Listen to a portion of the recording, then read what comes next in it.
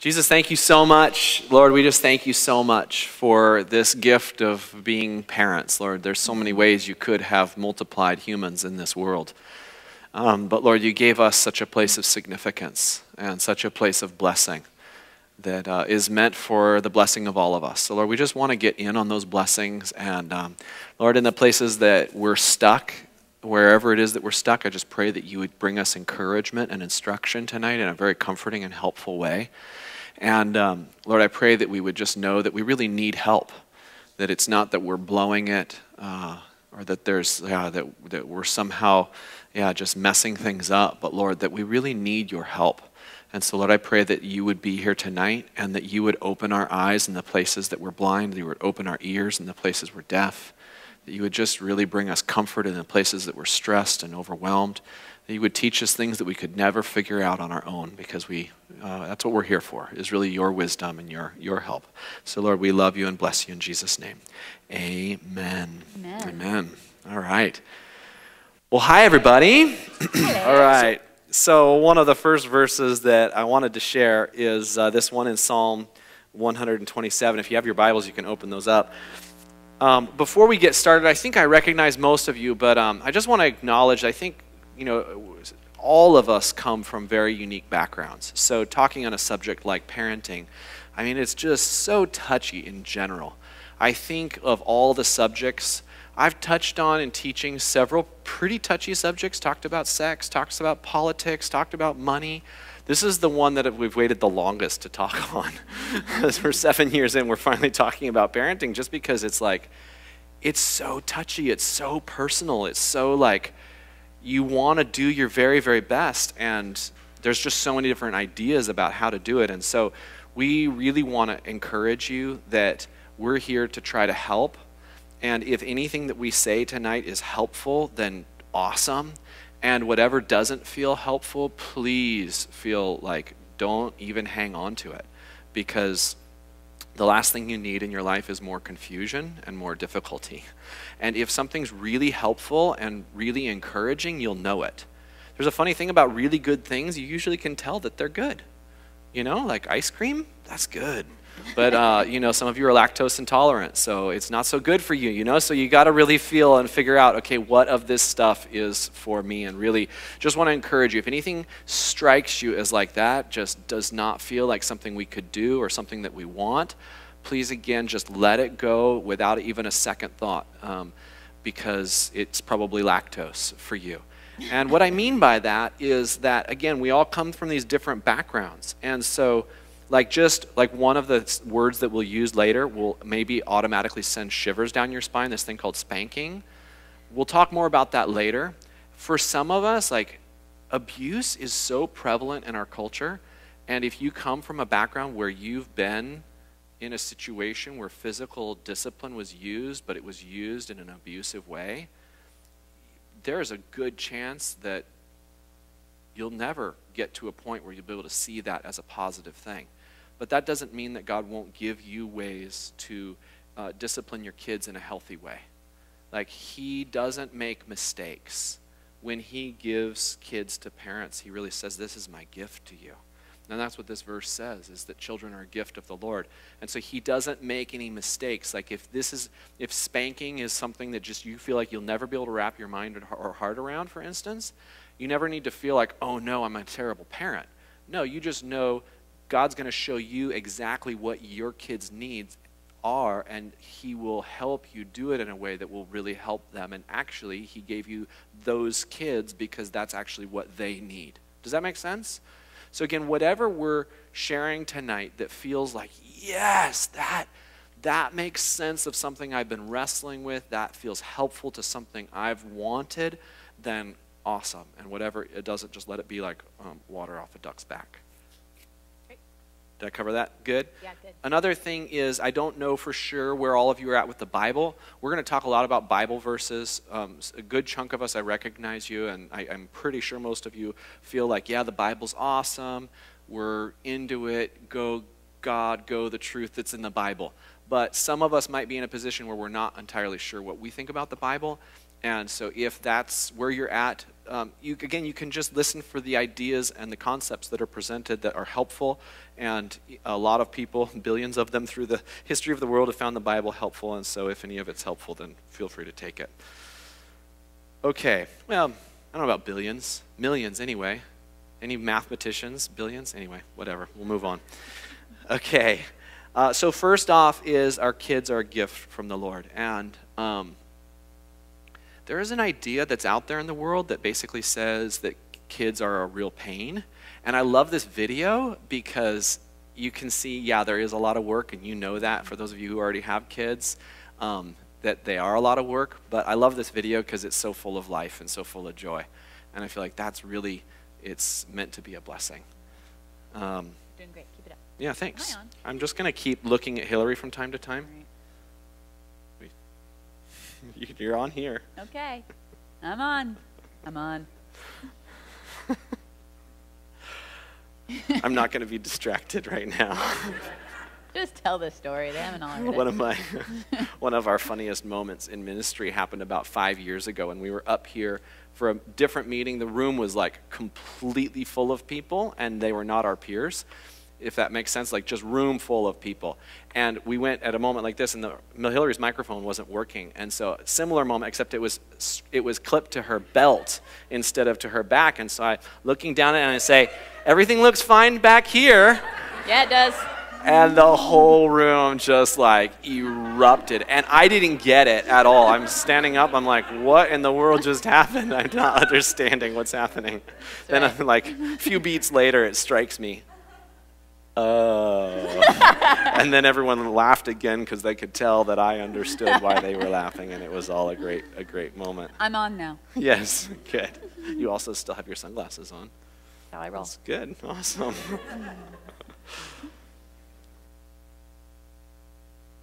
Part of this idea of the kids being a gift from the Lord is just to understand that they're really the Lord's. And this gift thing doesn't mean that they actually belong to us. They really do belong to the Lord. They're entrusted to us. They're on loan from the Lord to us. And there's another verse in Isaiah 40 where you get this idea that God takes personal responsibility for all of his kids. He calls all of us his children, young and old alike. And so understanding that all of us are his kids, and he asks us as his older kids to take care of his littler kids. But he still takes full responsibility for all of us. And I think that's really important because if we don't understand that our kids belong first and foremost to the Lord, and that he takes that responsibility on himself, just think the whole thing is so dicey, can be so stressful. I don't know about you, but it can feel like, oh no, we're going to mess them up. I remember as a little kid, from early on, feeling so, like I wanted to be a dad from the time I was like 6 years old. It was one of those things I just really, really looked forward to. But I was super scared because I didn't want my kids to go through what I was living through. I remember feeling very depressed from the time, about that same time, about 6 or 7 years old, when I first started really struggling with depression. And I just really didn't want my kids to go through what I was going through at home and just personally. And so I was really excited about the idea, but also traumatized by the idea because I just didn't know. Like, my family is extremely broken, like no healthy marriages. Every male in my family, on both sides of the family, as far back as many generations as anyone knows, there's been no successful, healthy marriages. All affairs and suicides and just gnarly stuff. And so it was like, I just felt from early on like I was damaged goods and not capable of really doing a good job of parenting. And so again, this idea of being a dad felt super exciting, but also a little overwhelming. Like, can I do what I need to do to be a healthy dad for my kids? And, still from time to time I struggle with that, but way less because I know that this verse is true, that my Heavenly Father cares for my kids as much, or not even as much, way more, than I do. And he promises to fill in the gaps. that he's going to care for them. He's going to gather them, and he's going to, I like this, like a shepherd, he'll tend his flock. In his arms he will gather the lambs, he'll carry them in his bosom, and he will gently lead the nursing ewes. Not an awkward word at all to say. Good. So that just means, the moms, but it's everybody. It's anybody. It's all of us with kids. He'll take care of the parents so that they can take care of the younger ones. I think this idea of feeling like I've probably done something wrong, I've probably ruined them, like I did that wrong. And as parents, you're very aware of the things that you do wrong, right? I spend many days just feeling like a terrible parent until they go to bed. And then I'm like, oh, I feel better. I feel like I'm a good parent again. Whew, it's good. My mom was talking to my mom a little bit once, and she was like, there's a reason why you see tons of pictures out there of parents smiling over their sleeping child, right? Because it's hard when they're awake. Like, it's crazy. It's nuts. And I spend a lot of days just feeling like I am just a lunatic today, and poor them for the lunatic mother that's like yelling at them to whatever, and just feeling bad like I did that wrong. But you're painfully aware. You can see, like, oh, that didn't work out. Like, that didn't work. I don't want to do it like that again. You're aware of many of the things that you're doing wrong. We're not aware of all of the things, but we are very painfully aware of the things that we can actually see. And for me, especially in this last year, our youngest is just so different than the 3 other different children that we already had, right? They're already all different, but there was like things. It's like you kind of find this path, and you're like, okay, this is how I roll as a parent. This is how our family rolls, and this is how we do it. And they're all different, but okay, I feel like my go-go gadget arm is at least able to get each one and get them back to kind of this winding road that we call parenting. And then we had this 4th child that is just like, he's opposite of all 3 of them, and they're all 3 different. So I don't even know if that's possible. But he's like the opposite of all the opposites. So I don't even know what to do with him. So I'm just going as I would go, and like none of it is working. But I know, I'm a trained professional, I know that you don't make any big conclusions about what's working in your parenting right away, because that's confusing to them. You got to give it a little bit of time. So I'm giving it time, giving it time, giving it time, giving it time, giving it time, and it's not working. And he's still completely freaking out and melting down at every turn for everything. And so then I start to look back, and I can see, oh my goodness, I think I spoiled him a little bit. I think that's a part of his issues. And so I talked to my mom about it, and she's like, yeah, you spoiled it. I'm like, shoot, all right. I kind of wanted you to say that I didn't, that it was doing it great. But anyway, okay. Okay, don't spoil him. So then I stopped spoiling him, I think, and I'm trying to do it all different, and still same result. Like nothing's changing, nothing's being different. And I just start feeling like, oh my goodness, Lord, like no matter what I do, I end up with the same result. No matter what, nothing I do matters.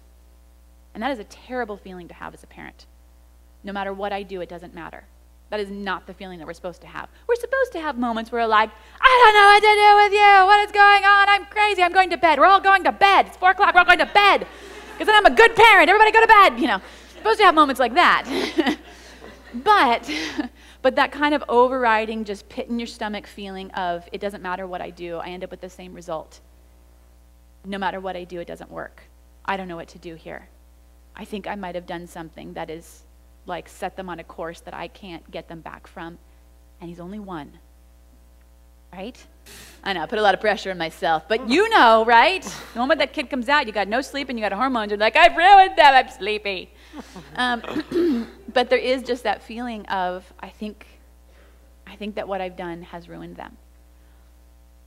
And in my talks with my mom trying to sort myself out, she basically said, at a certain point, you do have to trust that the Lord will take care of him, that the Lord will bring things back around. You have to trust that his plan is bigger and stronger and better and going to come to pass. Can you trust that? And I was like, no, I can't, actually, because I think I've ruined him. But we worked through that, and that understanding that, Lord, this is your child above mine. He was yours first.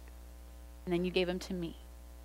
And you will give me the insight that I need, but it only comes if I trust you. It's your insight to me for them. And at a certain point, I do have to trust that even if some of the things that I did contributed to where they are, even if I didn't do everything great, that if I turn myself back to you, that your plan will prevail and you will bring it back around. You did it on purpose. You gave them to me on purpose. So you have a plan and you have a way, and if I keep turning myself back to you, then there is a way for it to get better.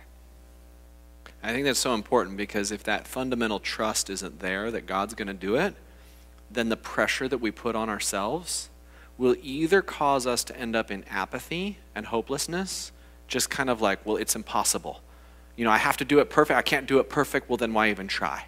So it'll either end us up in a place of backing away from the task that God's given us, or it'll cause us to dive in and be like super controlling. Like, you have to be perfect, you know, because we can't mess it up or else it's all going to be messed up. And the point is, it is going to be messed up. I promise you. Or at least in my experience, we've messed up lots, I should say. We've done lots of stuff wrong. But thankfully... And we're here to tell you what. Yeah, we're here to share with you all of that. But ultimately, to really put our trust on the Lord so that we don't... Because if we feel that pressure on ourselves, like we have to get it all right, we have to do it all right, then again, that will translate. Our kids will feel that pressure, or they'll feel the hopelessness that we feel. And that will not do good for their future. Really interesting verse that actually has some hope in it. You know, I'm feeling a little jealous of your stool. Jake, would you mind sneaking into the back here and grabbing me on a stool like Hilary, since I have stool envy? That would be great. Thank you. That was a good one. Thanks. So I basically take this verse to say our kids will inevitably, like, they will feel like we're doing it wrong at lots of times where we're actually doing it right, but there will be places where they will end up feeling like we've blown it, and they'll actually be right. Like, we will blow it. But the point is, to this verse, is that wherever it is that we're blowing it, the Lord will pick our kids up and carry them from there. I remember one morning, after one of my lunatic days, Todd wasn't there to kind of help Hilary just find her center. And so I just was like, at them in the evening. And the next morning, we're sitting at breakfast, and I just apologized to them, because I think that's really great and healthy when you feel like that was probably not how I want to do it. I want to show them how to apologize, and how to apologize fully and thoroughly, and then be able to move on, right? That we don't wallow, but we say it, we're so sorry, and then we can eat our eggs. And so I was just telling him, Mommy was pretty grumpy last night, and I'm so sorry, because that's not what I really think, and it's not how I want to be, but I really am sorry because I was grumpy last night. Some, simple thing. And, my two little ones are like, just eating their eggs. And my oldest was like, it's okay, Mommy, everybody makes mistakes. I'm like, thank you, Mr. Magnanimous. And then my other one, my arm was on the table like this. My arm was on the table like this. And my other one was all... like comforting me with his head. I'm like, thank you. Thank you. They're really good forgivers. That's great. That's great. So another one, this is probably one of, for many of us, a favorite verse, but just it really applies to parenting, about trusting in the Lord. And again, if we aren't doing that, if we're not trusting in the Lord, it will end up putting pressure on our kids. They will feel that.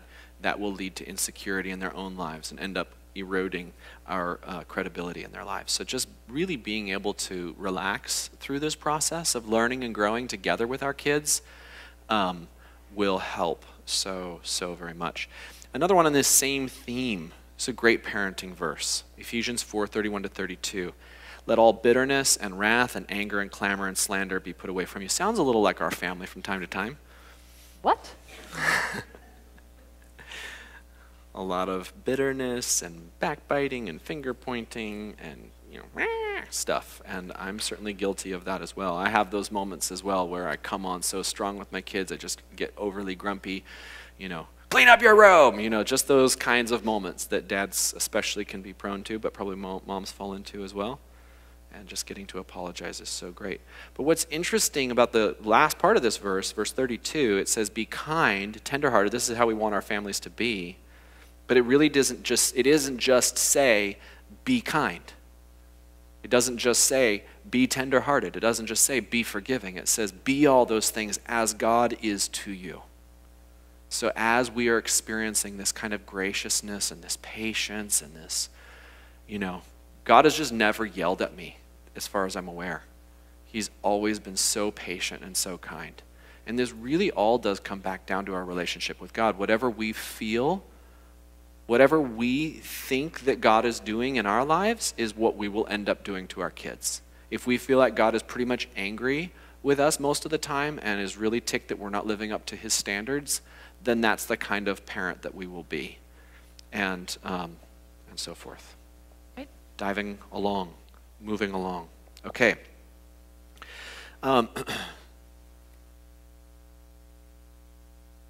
Ooh, love this verse. Okay, so we're all familiar with the fact that parenting is a fairly full-time endeavor. Stressful, awake at night, tired, all that stuff. So this whole thing about emptying ourselves and being a servant, it's a great opportunity for that sort of stuff. This verse says, do nothing from selfishness or empty conceit, but with humility of mind regard one another as more important than yourselves. Do not merely look out for your own personal interests, but for the interests of others. What's really cool about this verse, and really every verse in the Bible, is that it's helping us to understand how to live like the very best, most blessed, joy-filled, significant life that we possibly could live. It's easy to read verses like that and be like, that doesn't sound fun. I want to look after my own interests. I want ice cream. I want to go snowboarding. I want what I want. And oftentimes when we get what we want, it makes us feel happy. I would like a Ferrari. I think I would jump and scream if someone gave me a Ferrari, right? I want what I want. That's going to make me happy. But what's interesting about the Bible is it turns a lot of that around, and it says actually what will make you the most fulfilled is when you're pouring yourself out for the sake of someone else. And man, kids are like the ultimate target for pouring ourselves out. And what we get to experience in all of this is that blessing of really pouring ourselves out. And interestingly, studies show, I like reading studies. I'm one of those guys, I like to do my scientific homework. Studies show that parents are actually happier than non-parents and single people, statistically, on the whole. Parents are happier than non-parents and single people. Everybody pat yourself on the back. Yeah, we're doing it. We're pouring ourselves out. And as much as we're stressed, as much as we're exhausted, this is actually how life works. That it is the pouring of ourselves out that makes us happy. It's so counterintuitive because what I think makes me happy is what I want, but actually some of the least happy people, the most depressed people, are the people who have everything they want. Now, I'm not saying I wouldn't be happy with a little more money.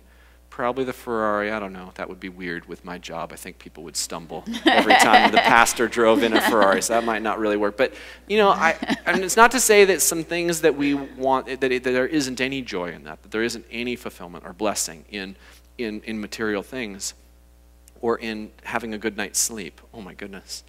That's just a glorious thing. I got a good night's sleep last night, and it was just great. But really, in the big picture, parenting is an invitation into becoming who we're really made to be because it's really about them and not about us. But as I was reading this verse today, I got a little breakthrough because I noticed this phrase that says, don't merely look out for your own personal interests. That means that your personal interests actually are still important. It's just don't only look out for your own personal interests. Value, you have these personal interests, but value your kids and value others above yourself. What a mistake that I made for the first 10 years or so of parenting was I tried to pretend that I didn't have any personal interests. I mean, literally, I did not go snowboarding once. I had no hobbies, I had no life. It was just ministry and family, period. And then last summer, I was sitting in the hot tub with my kids, and Ethan looked at me. Sorry, we were going to not use names, but this one's okay because it's about me. He looked at me, he said, "Daddy, why do you have boobies?"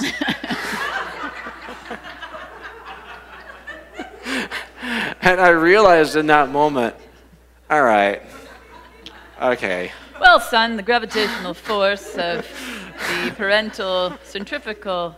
Anyway, give me some ice cream, kid. I realized in that moment, something's got to change. Like, this is not going to help my son in the long run, right? If this is his model. Like, I want to be able to model a healthy lifestyle for him. And so, okay, time to start working out, time to start losing some weight, time to start watching what I'm eating, because and mountain biking has been a big part of that. And making time for that, I've really wrestled because part of it I have gotten kind of just self-interested. I want to go mountain biking right now, you know, and just forget you. You know, I've had to learn through this process about how to have these personal interests, but really have them in a way that is ultimately serving my family and not just myself. And I'm not saying that's easy, but it is very important. And I'm very happy now for the example. I'm more happy, I should say. I'm more happy for the example that I'm setting for our kids that way.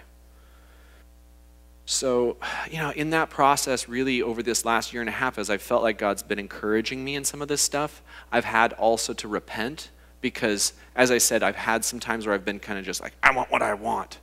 And there's been some grumpy factor that's come into our family and our lives from me. Sorry, honey. And I just feel the Lord freshly reminding me, it's not about you. It's not about your mountain bike. It's not about what you want. It's not about the money you think you need. It's not about the trips you want to take. It's not about all the stuff that you. Really, Todd, remember, lay all that stuff down and trust me, you know, to lead you into life as you forget about yourself and really serve your family. So, anything you want to? Still doing great? Moving along. Keep it going. Okay, let's dive into. Actually, let's take a little break. Refresh those plates. Take a little potty break. Grab a fresh little cup of coffee. We'll do it really fast, like 5 minutes or less.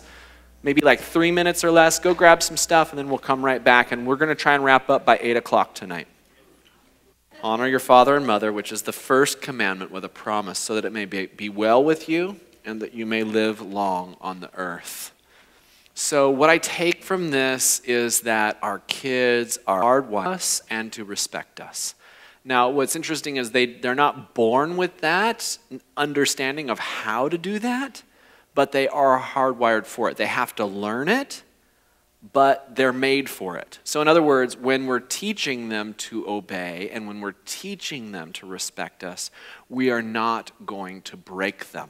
We are actually going to help them become who God made them to be.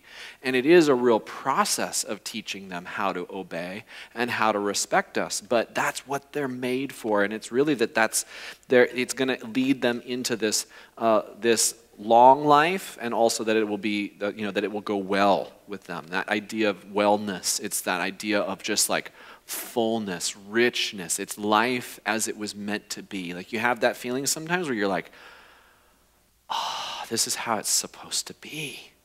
And usually that's when the kids are asleep or you're on vacation and they're on like, like everything is like working. You have those little moments where you're like, ah. And not just with the kids, but just in life in general. It's like you have those moments of breakthrough, of beauty, of just, yes. Maybe it's like but that's the idea. It's wellness. It's the biblical concept of righteousness.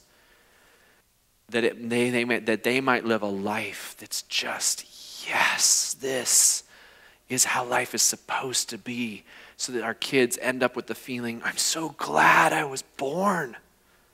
I saw that on someone's Facebook status yesterday morning. It was their birthday, and they said, I'm so happy I was born. I was like, that is so rad. And I want my kids to have that. And I want to grow in that myself. I'm just so happy to be alive. We want them to have that kind of a life, and it will have it as we teach them to obey and to respect us. Yeah? Keep going. Keep going. Here we go. The next line, I think, actually applies to moms and dads. It specifically addresses fathers, and I'm not exactly sure why. I don't know why he doesn't say, parents or moms and dads. Maybe it's just because some of this comes more intuitively to moms or something. I don't know exactly, but he doesn't, in this passage, the Apostle Paul, who writes this book, doesn't specifically address moms. So let's just decide this is for moms and dads. So parents, do not provoke your children to anger, but bring them up in the discipline and instruction of the Lord. Now, one of the things that I think this phrase, when you hear this, Daniel, you hear believers, you'll hear Christians sometimes talking about, I don't want to provoke my kids to anger. And oftentimes when people say that, maybe you've even had this thought yourself, what sometimes is meant by that is like, I don't want to have too high of expectations. I don't want to demand too much of my kids. And that's kind of the context in which I've heard this phrase used a bit. I don't want to exacerbate my kids or frustrate my kids. I don't want to, so we think that this verse is saying, wow, that's working. That light is giving us Morse code back here. Don't provoke them. So in other words, just chill out, don't have too many expectations, lower the bar, and just love them. Just love them as they are. And we are called to love our kids as they are, but we're also called to lead them and to teach them. And so I don't think this verse is really saying don't have expectations and just lower the bar. It's actually saying don't provoke them by not teaching them. So if we read the whole phrase, it says, don't provoke your children to anger, but bring them up in the discipline and instruction of the Lord. So if you think about what is it that really provokes anger, what provokes anger in our kids is when we have unrealistic expectations or we're not helping them learn how to do what it is that we've asked them to do. It's just this kind of clean your room, but they don't know where anything goes. And it's just that will provoke them to anger if they don't have enough support and encouragement and instruction to be able to do what it is that we've asked them to do. That will provoke them to anger. So the solution, the solution to provoking our kids to anger, again, is not to just not have expectations or to not instruct them. It is to instruct them. The solution to the anger is the instruction and is the discipline. Don't provoke them to anger, but instruct them, but raise them up, but bring them up in the discipline and the instruction of the Lord. Just take a moment on these different words. In the Greek, the words for bring them up, it actually is the word to nourish, to feed them, to nurture them. It's raise them up, bring them up, nourish them, encourage them with the discipline and the instruction of the Lord. Let me take a moment on those words. The discipline. That word for discipline, it's two words in Greek combined. It is the word for, I'm blanking. Oh. I have the concept in my head. It's like a workout. It's like an exercise. Training. Yeah, training. That's the word. It's the Greek word for training. This is the word discipline. It's the combination of the Greek word for training together with correction. So it's the idea of I'm going to give them things to practice, and then I'm going to correct them when they do it wrong. That's discipline. Now, the word for instruction is similar. It actually has the same root of training, but it has the other word that's attached to it is teaching. So it's teaching together with training is the instruction part. It's like, here's what I want you to do, here's how I want you to do it. That's the instruction part. The discipline part is, again, the training, the giving them practical exercises. So things like doing chores, for instance. It's giving them something to do that they can obey. Does that make sense? I don't have the kids take the garbage out because they're actually very helpful at it yet. Especially little Joe, that's his chore with me. We take the big garbage cans out to the street. That's really fun and helpful. Not really. But it's still something that we do together so that he can learn, he's a helper. He's a helper.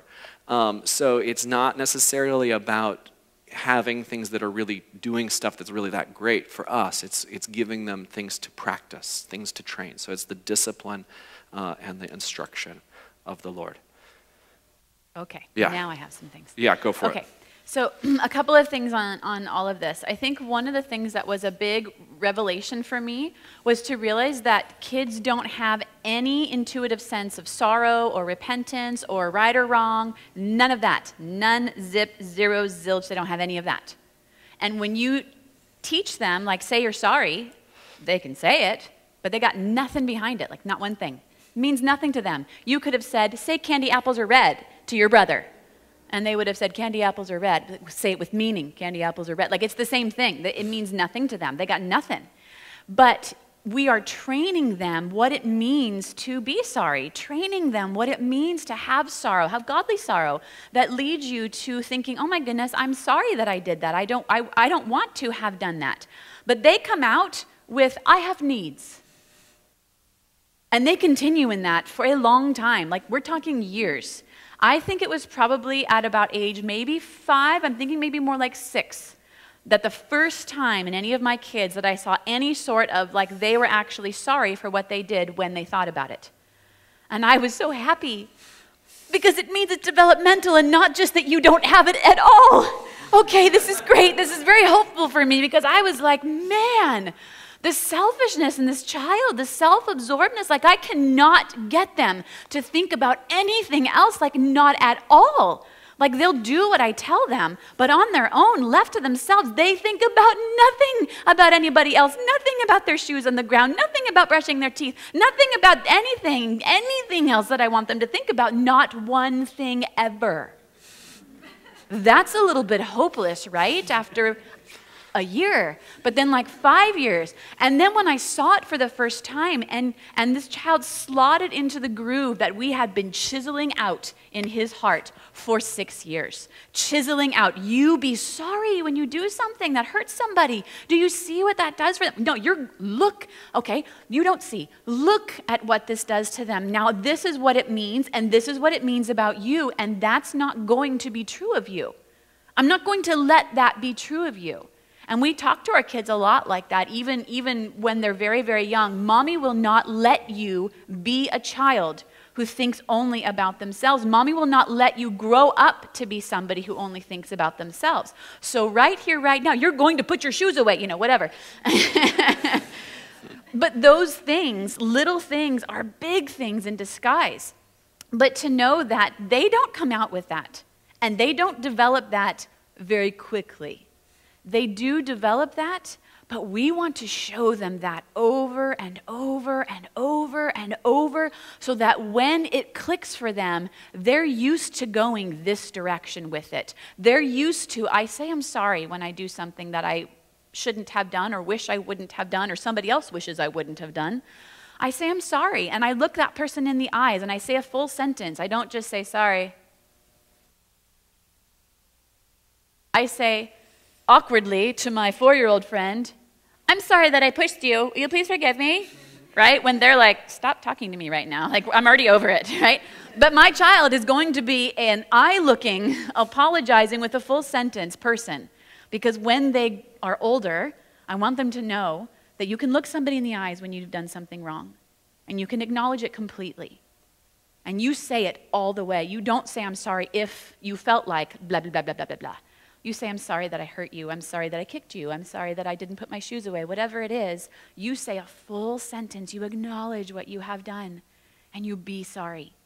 And that's what I want them. That's what I'm pushing them. Be sorry. And then, when you apologize, be done and be forgiven. But if they don't learn this, they won't learn this. If they don't learn how to apologize, they'll never learn how to be done. But they don't know how to be done. They don't know how to start. They have none of it, and I have to teach them over and over and over. But there's hope because they do develop that. But I don't want it to be the first time they've heard of it when they're 6.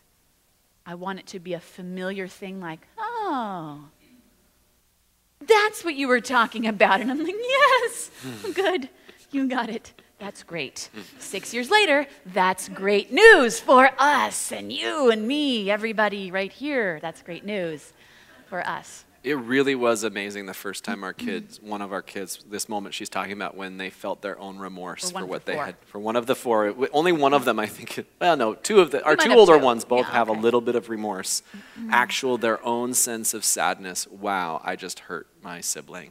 I'm really sad that I did that. It's so cool when you see that. But it is years of teaching them to be sorry before they really begin to experience it for themselves. And that's what discipline is. It's really about, like, picture it like the trellis that holds a vine up. It's like it's providing a strength for them that they don't have for themselves. It's teaching them something that they really are hardwired for, but they're not going to get it right away. And there's two parts to it.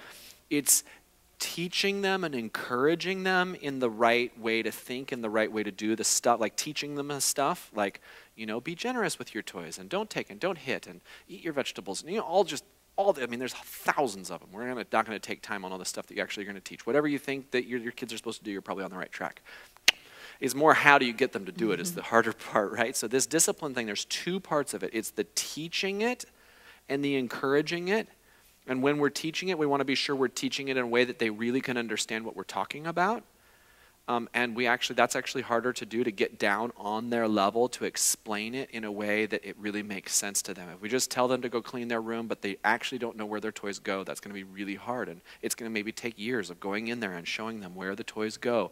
And then a few years later... They come out with no memory also, right?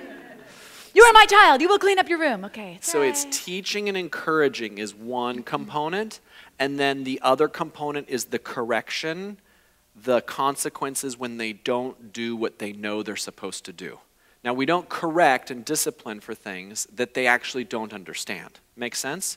So the teaching and the encouragement has to come first.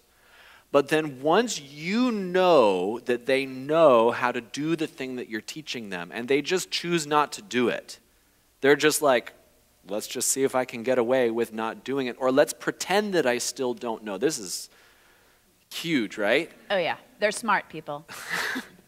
They are so smart. My 1-year-old can unlock my iPad and launch apps and find the movies and pick the movies and change the volume. Like, they're smart. Right. But sometimes they're not as smart. Like, there have been times where I thought that my kids knew stuff that they didn't know. And I started disciplining them for things that I ended up realizing later that they didn't understand. So it's really crazy because sometimes you think there's no way they get that and they totally have you around their finger. And other times where you think they know stuff but they totally don't.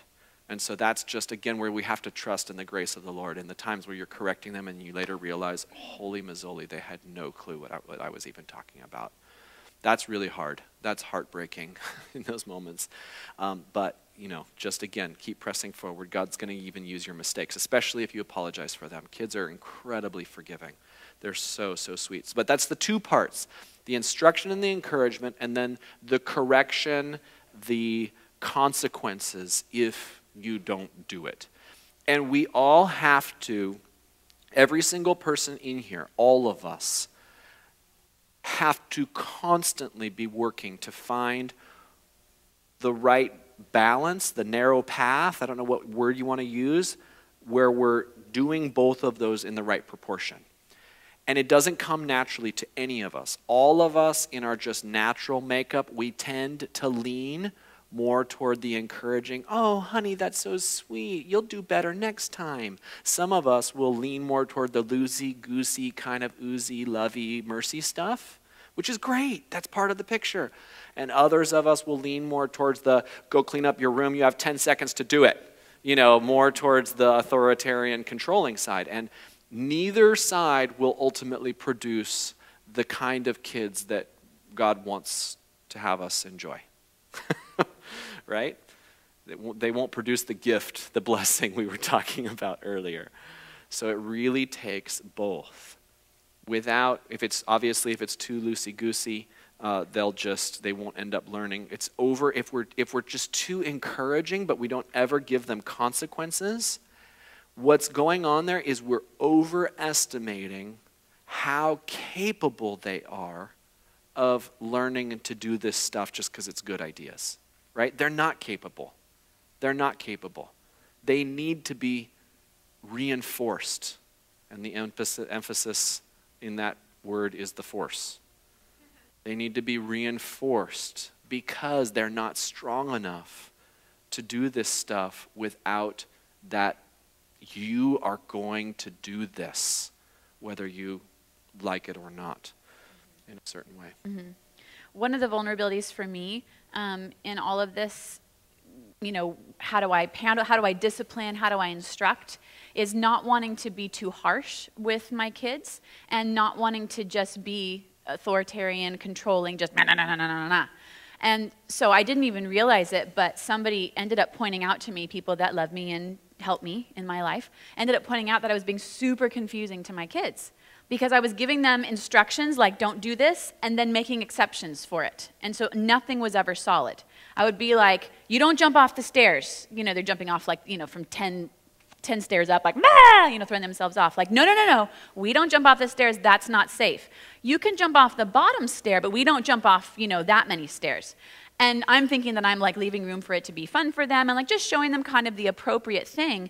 But as it turns out, and that might be fine, but I was doing that with everything. Like, we don't hit our brother. You can gently tap him. I wasn't doing that. But, you know, like, it was like everything had an exception. And so nothing was clear for them. And so they were telling me, like, it's very confusing. You're not kind of giving them what is the real rule. Like, if you don't want them to jump off the stairs, jump off the stairs. When they're older, they can learn how to jump off the things. But for right now, they don't know the difference between safety and danger. So no stairs for them. Yay, the end. It's fine. It's fine. You don't have to tell them like, but when they get older, they're going to know that it's okay to jump off stairs, right? And they're totally going to be able to jump off the 10th floor. So when you're older, it'll be okay, but it's not okay right now. Like, you don't have to explain all that, which is what I was trying to do. I was trying to explain everything to leave room for them to know that it's okay and we're going to learn and grow and everything's going to be great. But, you know, don't jump off the 10th stair, but the 9th, maybe, I don't know, probably not yet, but the 8th, but, you know, that is exhausting for anybody to have to navigate, much less say, can I just say. You know, I was tired too. But it was very confusing for them. But I think what the vulnerability there is there's a whisper in my heart that says, don't be too harsh. And don't not explain things. Like, don't just say it. Don't leave them nowhere to go. And that could be okay, but I think that it also can be the enemy whispering things to muddy the very clear instruction that I would have for them as a parent. I know when they know the difference between safety and danger, right? One of our kids had no concept of safety or danger, and he was like 2, we're walking down the road, and he just darted into the middle of the road, and I don't know what kind of car, but it was a red car, and it had to swerve not to hit my child. And of course we were like, what are you doing? You have no idea, safety, danger. And we were just like, okay, you get to hold my hand until you're 5. That's what's happening now. Because you have no concept, like zero concept that the world is dangerous, that there are things that could hurt you. Knives are owie, right? No concept. And so you get to hold my hand like forever. And they didn't want to, and they were old enough to be able to walk by themselves and go around. But it was like, they need this right now for a while until I know that they have a concept.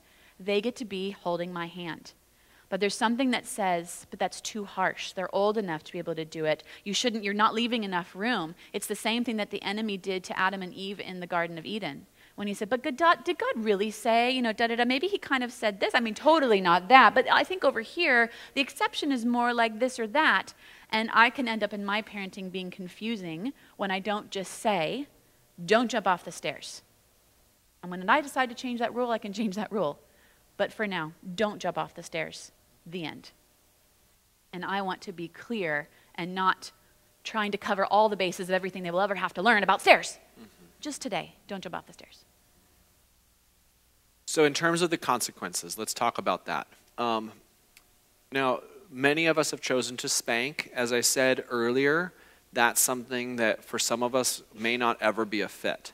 What's interesting, if you get on Google and do a search, you're going to find that hundreds of studies have proven that spanking is damaging to kids. And what's very interesting about that is that you can't really deny the data. I mean, the data shows that spanking leads to aggressive behavior. But what's interesting about those studies is that they lump all physical discipline together. Abusive parents together with people who are trying to do their best. And so the outcomes are a little bit suspect. Other studies have been done that show that parents who are thoughtful and careful in what they're doing, they're not doing it out of anger, that spanking actually can be among the most effective forms of discipline. But it's not really about spanking. It's not about that. It's about, again, these firm boundaries, and then when you cross the boundaries, there has to be a consequence. In all the different spectrum of discipline-type behaviors, the two that come out consistently on top as far as the research goes are spanking and timeouts, are the most effective forms of consequence for kids. So I think timeouts can be totally effective if you're doing it consistently. I think the biggest factors in these consequences when they violate the rules, the teaching, the instruction, there have to be consequences. If there's not that consequence, again, you're overestimating their ability to figure it out. And that whole reasoning thing, like trying to talk them into it, trying to explain to them why this is a really good idea. If that's our main approach, we're overestimating their ability to understand and obey because it makes sense. At a certain point, we have to present them with consequences that really will help them make a better decision than they're capable of making.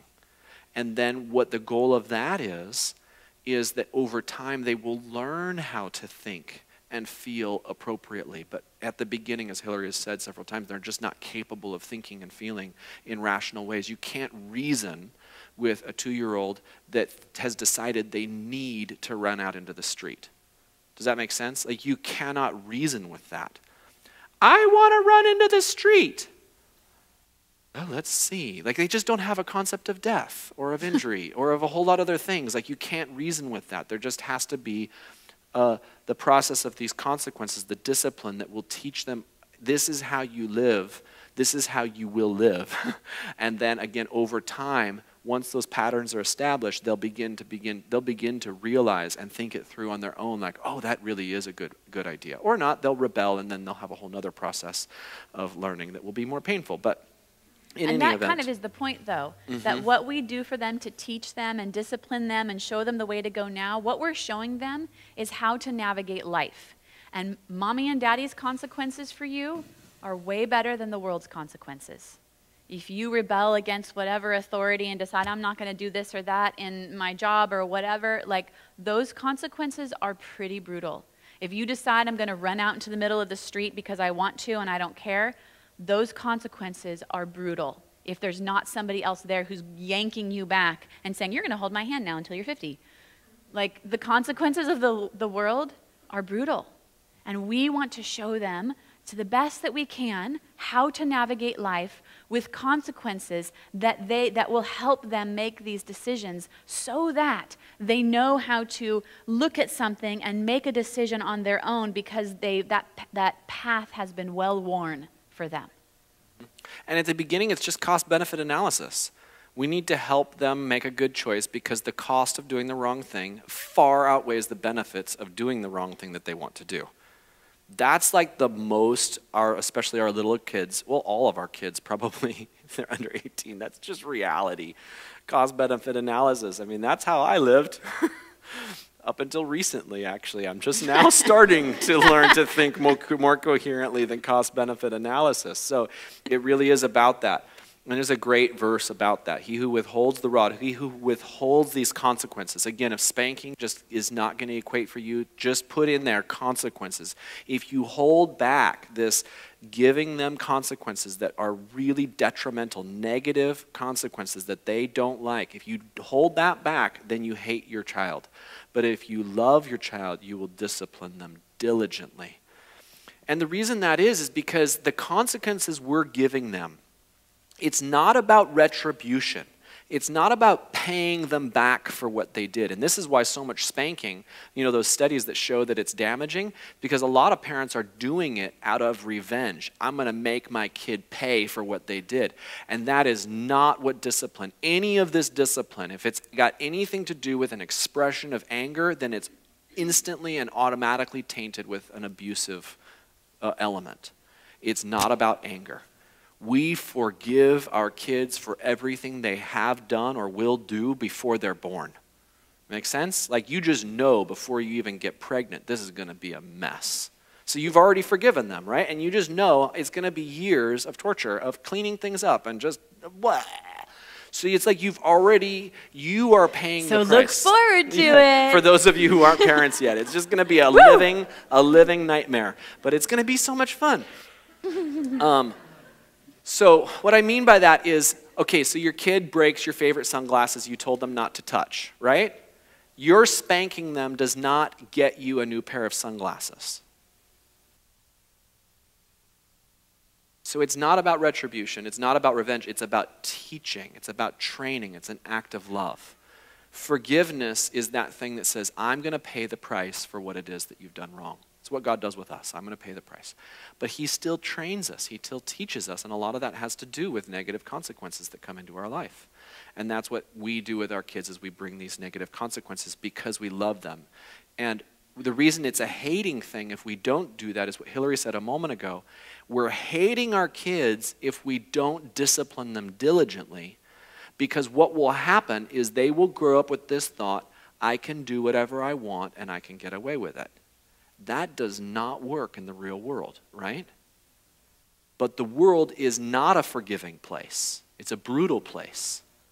And the consequences that they will face later in life if they don't have this ability to counteract what they just want for themselves so that, and instead choose to do the right thing. If they don't learn that through our loving discipline, they will later learn it under brutal consequences that are very unkind and very unforgiving. So, you want to questions, huh? I really wanted to talk more about spanking.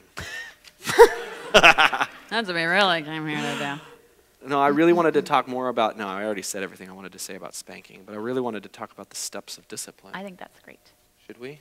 We're going to run out of time for questions. Check if you have questions. I'm sure I have questions. I saw people texting. Of course, maybe you were just taking notes. Texting each other. Got a couple questions maybe. Let's see here.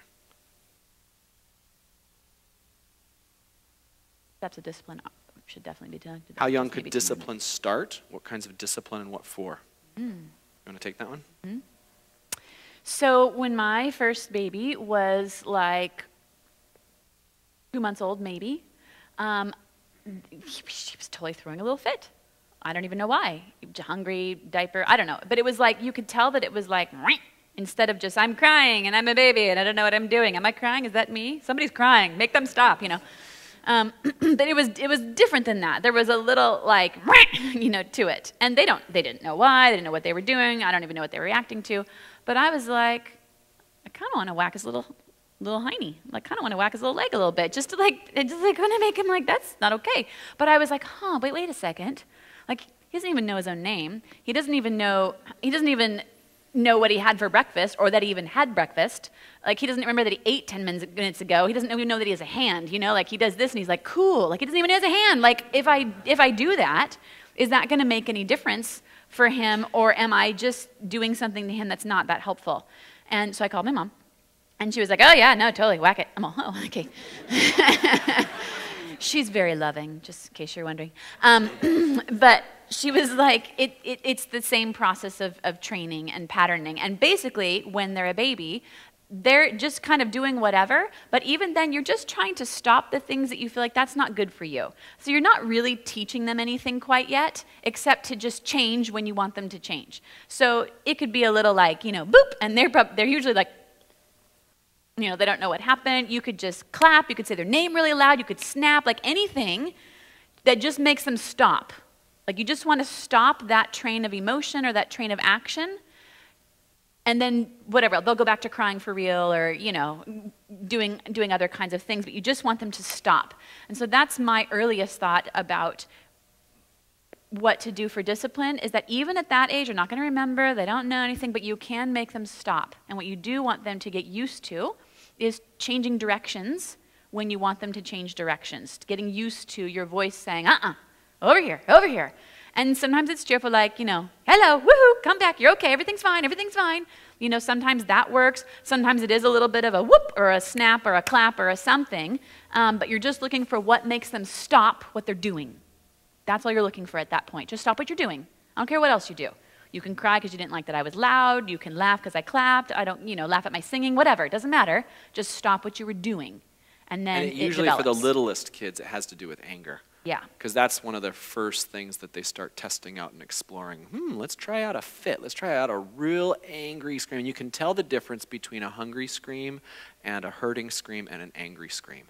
And it's that angry scream that, again, for 2 of our kids, just the clap, it was just like, it just made them stop their anger. They were just like, what in the world was that? And then all of a sudden they would cry out of shock or whatever, but at least it wasn't anger. Does that make sense? Like, I'm fine for you to cry because you hurt, but 2 of our kids, it was early on, it was a little bit more of just a little bit of a swat. And again, I'm fine for you to cry because you're hurting. I cry because I'm hurting all the time. But I don't want you crying because you're really, really ticked. That's not so great.